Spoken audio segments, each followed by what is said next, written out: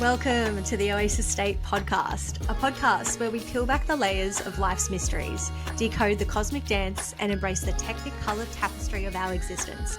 I'm Zoe, your guide through the twists and turns of this wild journey we call life. If you've ever felt like you don't quite fit into society's mold, well, you've found the right place. Join me as we dive deep into the pool of existence, exploring the WTF moments that make life simultaneously confusing and exhilarating. From soul-expanding experiences to heart-wrenching healing journeys, we'll shine the light on all of it, and I'll share how we can alchemize these moments into pure magic and transformation. Consider this podcast your safe haven, your home away from home, where you can let your freak flag fly and embrace the full spectrum of who you are. So are you ready to join me on this soul-expanding adventure? Buckle up, my friends. Let's make some magic together. Hello, gorgeous soul, and welcome back to another episode of the oasis.state podcast. I'm your host, Zoe Carey.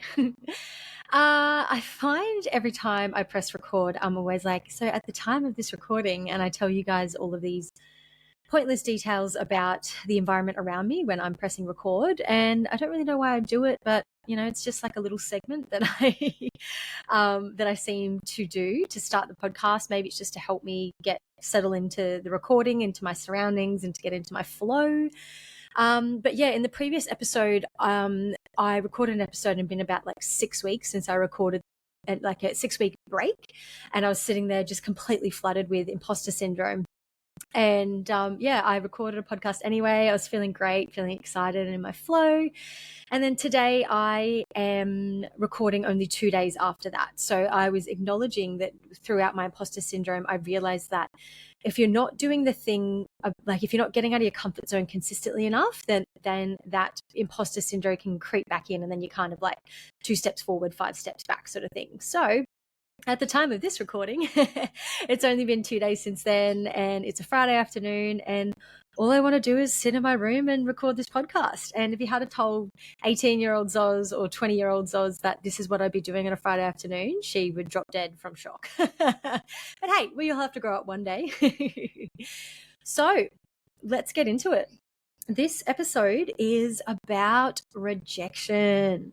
Whoa, a huge nugget of our self-discovery journey, our self-love journey, and basically just a human nature journey, because rejection is just part of life, a part of socializing. And I've really been riffing with this with my own thoughts lately, and I couldn't get to sleep the other night, and I was thinking all these complicated thoughts towards a person, and there was no reason to feel that towards them.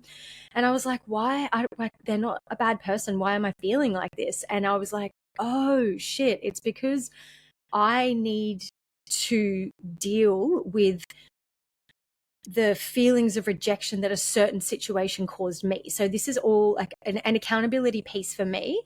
And I've had like some fat piffs about it, basically. So epiphanies, or as I like to affectionately call them, fat piffs about rejection. And I just wanted to come on here and share them with everyone else, because I don't know anyone that would be listening to this, or anyone on the planet that hasn't been rejected in some form or another. And I just feel like what I've been able to kind of decipher might be helpful for others as well. So as I mentioned, I was trying to drift off to sleep, and I was feeling these complicated feelings towards a person who expressed a certain boundary towards me a few months ago. And yeah, we've since, been able to clear the air, have conscious conversations. I completely understand their part in that situation, and I've taken accountability for my part. Apologies have been made, and the air has been cleared. And then this week I was kind of, like I said, grappling with these complicated feelings towards this person. But thankfully, I can't fault that person, like as a person. I'm saying person a lot, but I can't fault that person for who they are or the actions that they took. And I'm incredibly grateful for that, because I feel like my ego would have found a way for that particular person to be the bad guy. And I wouldn't have been able to see the smoke and mirrors that my ego, or those lower shadow parts of myself, or unhealed parts, which are not parts that we should reject at all, but sometimes they can create these stories and smoke and mirrors and detours to the real piece that your higher self and your soul is asking you to look at. So really grateful that I had this conversation or situation with this person because I couldn't continue to feel these complicated feelings because I was like, they're just not genuine towards this person. Like, why am I still feeling these emotions? And then it hit me, and it's like, because rejection, so it wasn't actually a rejection, but it was similar. Some situations in your life will trigger an experience of rejection. And sometimes someone setting a boundary can feel like a rejection, but that's just them establishing their standard or expressing their experience of life, and there's nothing wrong with that. So yeah, really grateful that this situation has played out the way that it has, because I've just learned lesson after lesson, and it's basically just this beautiful invitation to take accountability for the way that the situation has affected me, and then an invitation to self-soothe and to reparent myself more when it comes to whenever these feelings might come up. And maybe because I've had this aha moment, it won't ever happen again, but I'm really grateful for where I've gotten. And I just wanted to mention that because I know a lot of other people might be going through confusing feelings of rejection, and it might not necessarily have actually been a rejection, but the certain situation or person or how the experience transpired would have triggered a feeling of rejection. So let's dive into that. Hey.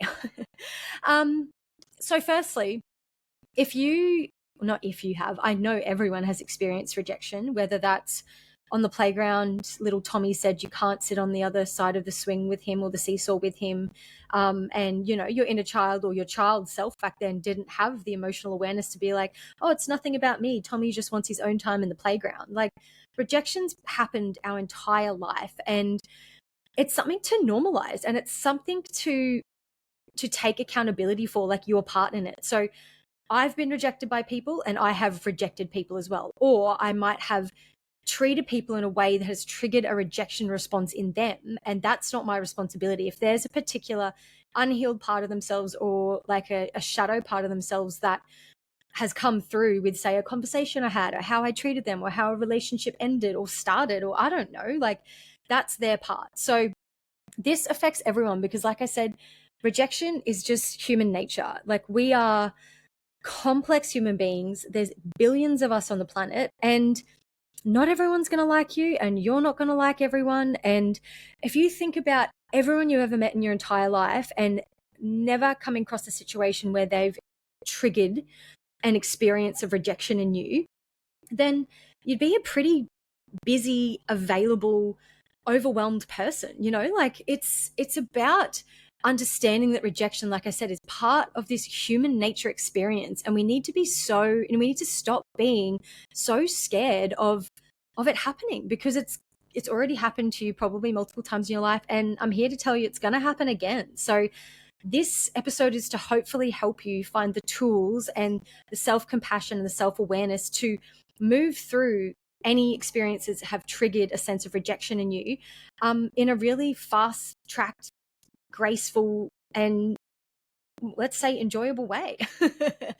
So yeah, you might be sitting here listening to this episode feeling like a physiological response in your body if you're thinking about, like, oh, when Tommy on the playground rejected me, or when my boyfriend broke up with me 2 months ago, or when I didn't get that job, or that friend didn't invite me out. Like, oh man, I could sit here forever and talk about situations that might trigger a sense of rejection in you.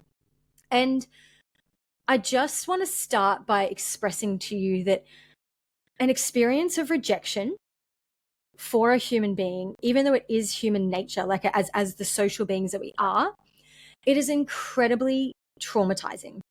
And that's not to say, like, avoid rejection or like that something's gone wrong, but we are pack animals. And if you think back to our, Neanderthal ancestors, if you were rejected by your tribe and, ostracized out of the community, your likelihood of survival out in the wild would greatly decrease when you're not with your tribe. So if you're rejected now by, someone at work not inviting you out to dinner, or, like I said, a breakup or something, it is still going to trigger that deeply primal physiological response within yourself. And I want to bring that to your attention, because by understanding that, like, on an energetic physical level we will experience symptoms of rejection, then that will hopefully take the power away from it and soften it.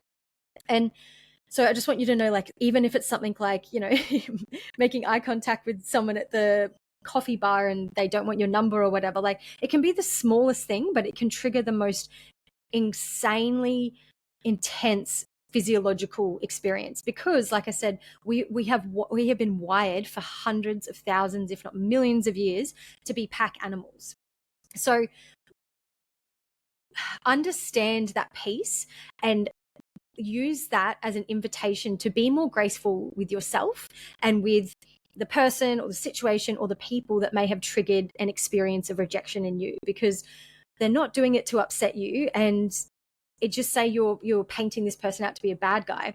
That person's also been rejected a handful of times, if not more, in their lives as well. So like I said, no one is above rejection. It's just part of the social experience of life. So if you can understand that primal response, feel it, of course. I'm not saying, oh, now you understand it intellectually, it'll never happen again. It's something that's going to come up all the time because we are literally hardwired to be pack animals. So that's the first kind of piece that I want to bring to your awareness with rejection, is that yes, it's going to feel intense, even if the situation or a conversation or whatever it is very, very mediocre and very, very chill. If it will still trigger a really huge feeling of rejection in you. And depending on your subconscious beliefs or a whole bunch of nuances that are completely out of our control, or like out of our control until you can, you know, come to the self-development piece to move through it. But some rejections, say on like a professional level, won't affect you as much as someone else who places a higher value on their career, or they were pushed as a child to achieve and come first, and if you're not first, you're last, sort of thing. Like I think that's from Talladega Nights, if anyone remembers that movie. It's so good, with Will Ferrell. If you're not first, you're last. So yeah, I just want to mention that there's different levels, and there's so many nuances and complexities that come with rejection. Whereas, say, I might not feel so triggered by a romantic rejection because of, you know, all my upbringing or work that I've done, sort of thing. So basically, I'm just trying to point out that there are different levels of rejection as well. And it's so okay if one of them really like hits you for six, sort of thing. So yeah. And then I suppose the next piece I want to talk about with rejection is that the person that has triggered that experience with you, if you are feeling complicated emotions towards them, or you have painted them as the bad guy, you need, again, this is an invitation to move through that. That's like not really going to serve you in any way, shape, or form. And say if there has been a rejection that's been a permanent one, like, oh, I don't talk to my childhood best friend and we were friends for 15 years, I don't talk to her anymore. Like, man, that's going to hurt. But if you are no longer in contact with that person, feeling that anger or those complicated feelings towards them is only going to upset you. And I don't know the exact saying, so I'm going to paraphrase it, but it's like, if you're feeling anger towards somebody, or you've painted someone that has quotation marks rejected you as the bad guy, it's like drinking poison and expecting the other person to get sick or die. You know, like those complex, volatile emotions are not serving you. So this, if you're sitting here like, oh yeah, like I really have to, like, you know, let go of that breakup, or, you know, that friend that doesn't want to be my friend anymore, or that job that I didn't get, be kind to yourself firstly when you realize that. But then again, it's just another beautiful invitation to sit with why you're angry at them. Whether, like, you know, I'll leave it up to you how you need to deal with that, whether it's like, you know, write a letter to them and then burn it, or just journal out some feelings. Like, just go on your own self exploration journey to get to the root belief, cause, trapped emotion, trauma around why that person is a bad person. And, or as well, one of my personal favorites, to somatically release that anger as well. Maybe you might not be able to just intellectually move it, like, oh, well, they're not really that bad of a person, like, I get it, like, life goes on. It doesn't mean your body's ready to release those complicated emotions as well. So you might need to move this stagnant experience or energy or energetic pattern somatically. So, and I feel like getting out into nature is the perfect nurturing container to do this, because Mother Earth, Mother Gaia, like she's got you, sort of thing. And also, most of the time when you're out in nature, you are by yourself. So if you have any, what's the word? Like any shame around expressing anger or confusion or any of those pent up lower emotions, usually when you're out in nature, you're going to be by yourself. So it allows you to let your guard down and be like, I'm fucking done with this, or whatever. So go out into nature, pick up some rocks, pick up some sticks, and just fucking thrash them around. Like, don't hurt anything. Like, don't pick up a lizard and break its neck. Oh, sorry. Don't know why my mind went there. But basically, I'm like, go out into nature and release that energy, that violence within you if you need to. But obviously, don't throw a rock at anything else. Or, yeah, do you know what I mean? Like, I don't need to give you a disclaimer not to harm other people. But yeah, I just went on a weird little tangent there. So go out into nature, throw some rocks, throw some sticks. I've also found a personal favorite as well. If you just need to, again, somatically release anything, but you're feeling a bit like, oh, a bit of it shameful, I don't want anyone to hear me or see me. It's really great to go out to a river, to the ocean, or into a pool, or wherever you have access to, or maybe even in the shower. But that sound might reverberate if you don't want to be witnessed in this more vulnerable state. And submerge yourself under the water and scream. Yell, scream, kick if you want, if you've got enough room, like if you're in the ocean. And that's another really healthy way to somatically release that anger and that violence. And not violent, I don't know what the words are, but you know what I'm trying to say. Because yeah, I think especially as women, we've been really really conditioned to not express any emotion other than happiness, and be easy and be simple and be silent and be submissive. So we're going through our own processes. Like there's the anger or whatever it is, and then there's the shame and the guilt and the rejection of that anger, and like there's layers to that. So yeah, I'm just here to be your cheerleader and say, if you're angry, that's okay. You're only angry because you're sad and you're like heartbroken and all of that. So if you really peel back that volatile energy, it's actually just because you're sad, or you're heartbroken, or you're confused, or you're feeling lonely. And usually by releasing the more volatile expression of that root cause, it can help you. It will obviously, somatically really help your body, but it'll also help you peel back that layer and get to the deeper story of like, oh, no one will love me, or I'm always too hard to be with, or whatever. So 10 out of 10 points, healthy emotional expression, and it will get you down to that deeper cause of why you feel like that. Why did that rejection, or that sense, or that experience of rejection, why has it destroyed you so much, sort of thing. So yeah. And then if you are, fair enough, by the way, if someone treated you badly, there are people out there that are not really operating on such a great level and such a great frequency. And I know it's very cliche, but just remember that hurt people.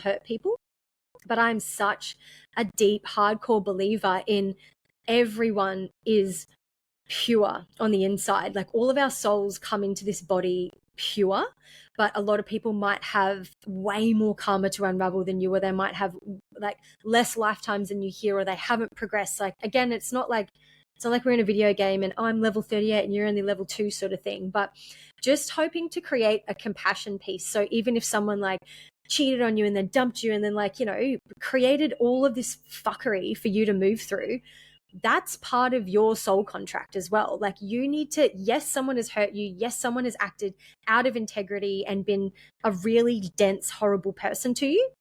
But that's where that is their karma, and your karma is dealing with the scars that they've left you. And you might be there like, well, that's so unfair. And it's like, but on the other side of those burdens, those spiritual, emotional, mental burdens that you have been gifted through those situations, is the gifts, the release, the upgrades, the emotion, the deeper level of self-love. So yeah, it might be hard for you to hear, but it's your responsibility to take into account that relationship with rejection. And it's just an invitation to get closer,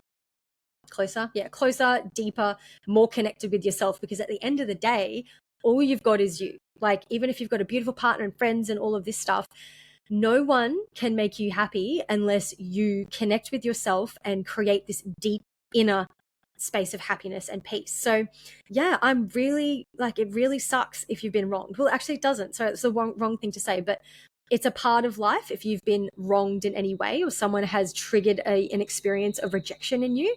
But it is up to you and your responsibility to draw a line in the sand and break is whatever it's an energetic pattern. Like, every boy I've ever been with has cheated on me. Okay, cool. Well, you're kind of the common denominator there. So let's dive deeper into why you keep attracting people into your life that are inevitably going to trigger this sense of rejection or I'm not worthy or whatever that story is around them treating you that way.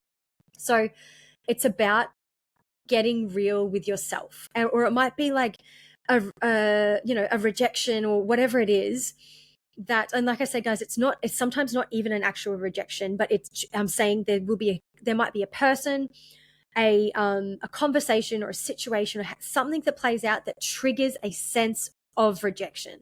I really need you to pay attention to the way that I'm wording that. Triggers a sense of rejection. So again, that's your accountability piece. And if you want to be someone that's really committing to your self-mastery journey, there's a point where you need to stop being a victim and look at your shit. And sometimes that might involve having a conversation with that person that triggered a sense of rejection with you, or sometimes that situation might be completely futile. But like I said, no one can give you the inner peace that you are looking for. So that's that accountability piece there as well. And if you're sitting here as well, like, no, but that person really is a bad person. Like I said, if you're going to walk around and constantly be feeling those complicated emotions, that anger, that confusion towards that person, you are only harming yourself. Like, there's definitely like energetic cords and all of that involved there, but 99% of that density that you're feeling and experiencing is only going to affect you. So okay, cool. So how do I, you might be sitting here like, yeah, cool, Zoz. How do I, move through that? Forgiveness. It seems like, oh my God, it was right there. But forgiveness is such a high vibrational conscious practice, and it is the most freeing experience ever. So just say you've had a parent that was really shit to you as a kid and they just really failed you in every level of area and level of parenthood. Sorry. Got a tickle. Yeah, cool. But like, they're a human being as well and they're going through their own thing. So it's just like, yeah, the forgiveness piece is really about freeing yourself and freeing them, because it will break an energetic cord. And you're like, how do I forgive? So it might be like writing a letter to that person. If you don't have the opportunity to have a conversation with that person, you can write them a letter and then burn it, obviously in a safe setting, like sort of thing, and burn it, and then that can be the release. But one of my favorite practices with forgiveness is the Hawaiian prayer, forgiveness prayer. And I would love to say the actual name of it, but it's like Ho Opa Opa No No. Sorry, I need to learn that. That's like super, not great that I don't know the actual native name of it. But basically it's called the Hawaiian forgiveness prayer. And I'm definitely paraphrasing this information, but it was a psychologist or a doctor that used to visit sorry, I'm losing my train of thought. There's background noise. I think he used to visit prisons in maybe Hawaii. Well, maybe, yeah, it must be Hawaii, or maybe he was Hawaiian. But he started working with all of these really volatile and angry and broken men and women that were incarcerated, working on this forgiveness piece with them. And he created a very, very simple but very, very powerful Hawaiian forgiveness prayer. And it's 4 phrases, and it's, I'm sorry, please forgive me, thank you, and I love you. And I might do another episode on this because there's actually like a psychology behind those 4 phrases. But this Hawaiian forgiveness prayer has been absolutely revolutionary. It's been such a revelation and whatever. Sorry, guys. For me, in my journey of, forgiving a parent and forgiving a friend and forgiving ex-lovers and boyfriends and whatever, whoever I need to forgive. Sorry, there's a bit of background noise. Hopefully it'll cancel out, but there's just like every single plane and car and whatever in the background. So yeah, Hawaiian forgiveness prayer. I'm sorry. Please forgive me. Thank you. And I love you. And as I'm saying this, oh man, I can feel like this lightness in my chest. I almost want to cry, but like happiness. And it's just like, it's so simple and it's so potent. But definitely look it up, and I will do like a more detailed episode on it. But if you're just sitting here now like, oh my god, I need some forgiveness straight away, look up that prayer and you can look into all the psychology of it. But this guy was using this Hawaiian forgiveness prayer for, you know, really traumatized people that were incarcerated, and it's a self-forgiveness piece as well. So he would use it to help them forgive themselves for what they'd done, forgive who had wronged them, and all of this stuff. And like I said, I'm paraphrasing it, but the results that he had from this study and working with these prisoners was absolutely revolutionary. So it's been a huge piece in like the, what would you call, like the self-development or personal development realm. So yeah, I know you might want to just stay in your lane, dig your heels in, you know, blame that other person and not look at your own shit. But rejection's part of life. Like it's just human nature. Like you need to get rejected by people. It's almost like the universe's way, for one, giving you the lessons to evolve and become the person that you want to be and continue to be every day, that evolutionary path. And two, it's the universe's way to help you redirect. So yes, maybe a boyfriend or a girlfriend broke up with you, but it's the universe's way of getting that person out of the way so that you can meet your soulmate or the father of your children or whoever it is, you know?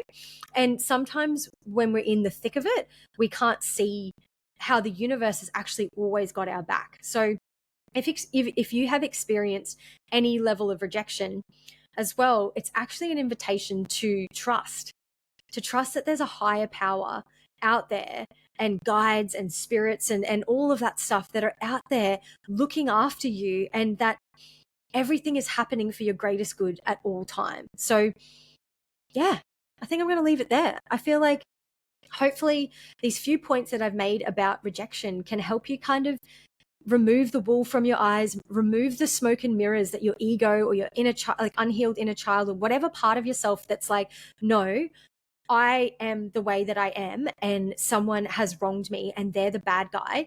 But if you really sit with it, like at how much peace are you? That's not even a sentence, but at how much peace? No, it's not a sentence. See, that's why I've got to stop recording this. But like, how much inner peace are you experiencing by telling yourself that story that like they are wrong, they are the bad guy, and I did nothing wrong, and it was just a really horrible thing that happened to a really nice person.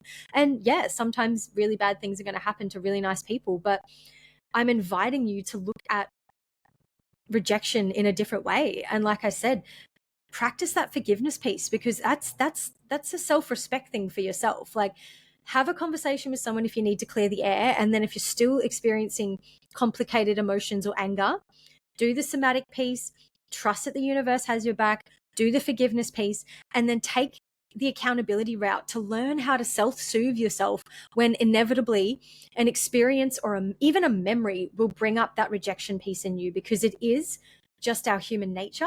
And it's always an invitation to dive deeper into who we are, connect with ourselves in a more conscious way, and learn how to soothe, be soft with ourselves, be gracious with yourself, and be gracious with others. So yeah, guys, that's my thoughts on rejection.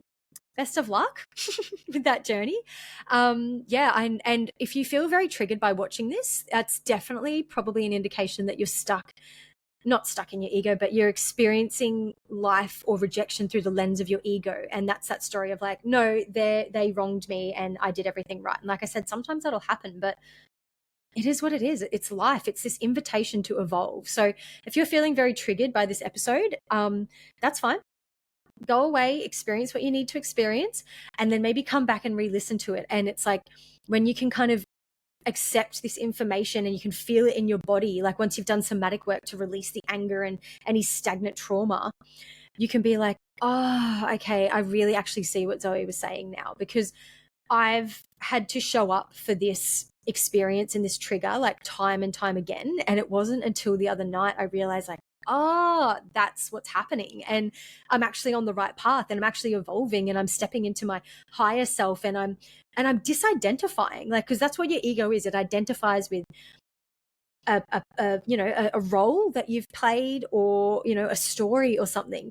But as you can disidentify from an experience of rejection or whatever role you played in that, it's the most freeing, liberating experience ever. So yeah, I'll leave you with that, guys. I hope that has helped you shift something. I hope it's provided whatever medicine you need, and I hope it's given you the courage to look at what that trigger is. What's that feeling of rejection that you keep pushing down and ignoring and outwardly sourcing your power to someone else, whether it's a situation, a person, a group of people. Like, it's time to take your power back and look at the rejection. Like, it's not going to kill you. It's actually like your process of trying to protect it for so long. That's the thing that's draining you. That's the thing that's slowing you down. It's like, let's put down that hurt. Let's take that backpack off and be like, okay, like, that person or people or whatever, they're living their life and having their experience, and they may have wronged me, or they've triggered a sense of rejection in me without even knowing, by the way. Sometimes people won't even know, or some people have like